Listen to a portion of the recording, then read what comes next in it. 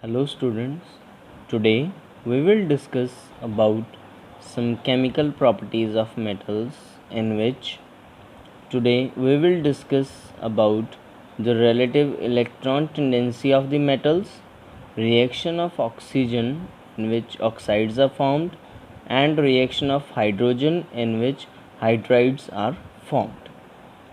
So this is your book page, so you can open this to learn our first part. First is comparison of relative electron releasing tendency of the metals. So students, you all know about the reactivity series of the metals, as the metals which have high electron releasing tendency, they evolve hydrogen gas on reacting with the acids. So this can be easily understood with the help of activity series, and we must be clear with that the metals which are placed at the bottom are least reactive and the one which are at the top are highly reactive. The reactivity of the metals decreases while going from top to bottom.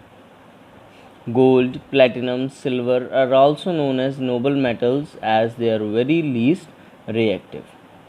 Now students, here you are provided with the trick to learn the reactivity series of metals. I will recall you. Please stop calling Mark a Zuckerberg in London. He is called Mr. Social Guy. Clear? Or some different way, please send cats, monkeys and zebras in large hired cage. Make sure good. Clear? So reactivity series can be easily learned from this part.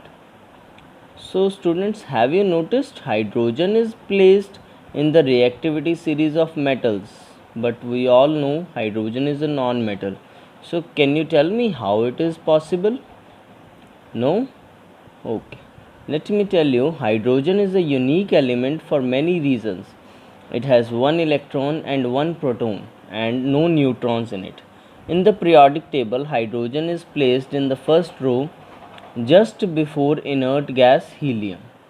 Because it has one electron in its valence shell, it shows reactivity that resembles electropositive metals. That is, when it loses its one electron, it becomes H positive, and when it gains one electron, it becomes electronegative non-metal.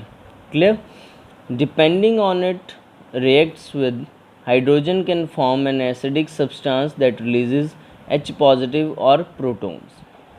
So this is the only reason that hydrogen is placed in the reactivity series of metals. So now we will discuss about reaction with oxygen in which oxides are formed. So reaction of metals with oxygen. So we all know when metals react with oxygen, they form metallic oxides.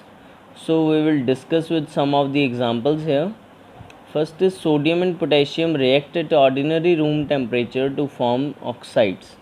So we all know they form metallic oxides, such as when sodium reacts with oxygen 4Na plus O2, it gives rise to 2Na2O. Clear? And make sure you have to write always a balanced chemical equation. Don't forget to write the equation without balancing it. Clear?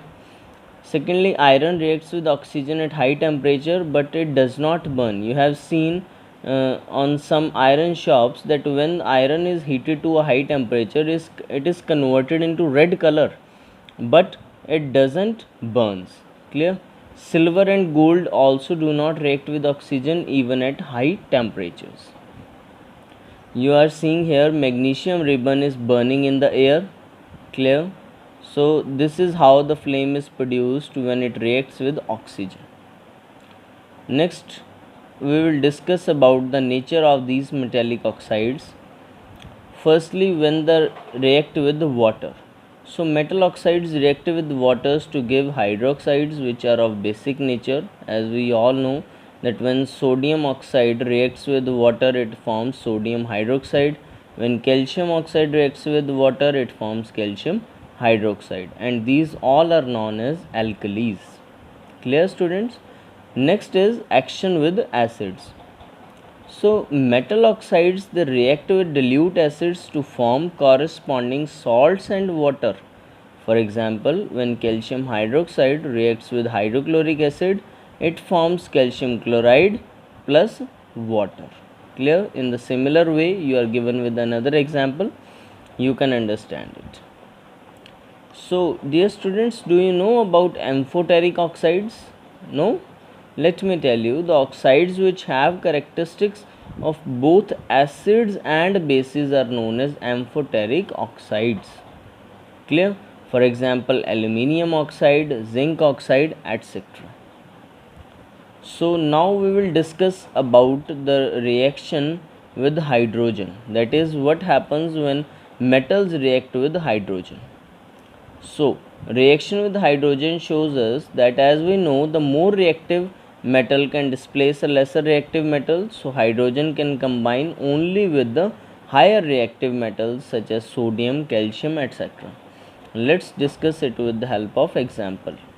So here you are provided with the example when sodium reacts with hydrogen to form sodium hydride. So students, let's learn about some properties of this sodium hydride which is formed during reaction. Pure sodium hydride is a colorless or a white solid which has a density of 1.4 gram per milliliter and a melting point of approximately 800 degrees Celsius. In its chemical properties, we can say it is readily ignite in air.